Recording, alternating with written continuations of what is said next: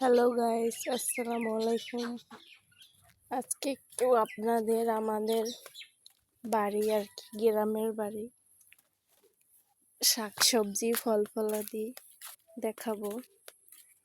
এই হচ্ছে আমাদের করলা গাছ। এটা আমরা লাগাইনি অবশ্য, এটা বিচি পইরা তারপর হয়েছে, অনেক করলা হয়েছে। আমরা 3 কেজির মতো খাইছি, আরো অনেক। এই যে ফুল করা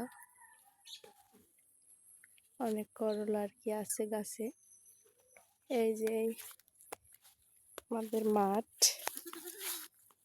এই আমাদের সিম ক্ষেত, জায়গায় অনেক সিম লাগানো হয়েছে, সিম হবে আর কি। এই ছাগল আমাদের, এই আমাদের লাউ ক্ষেত, এই যে লাউ, থেকে লাউ হবে।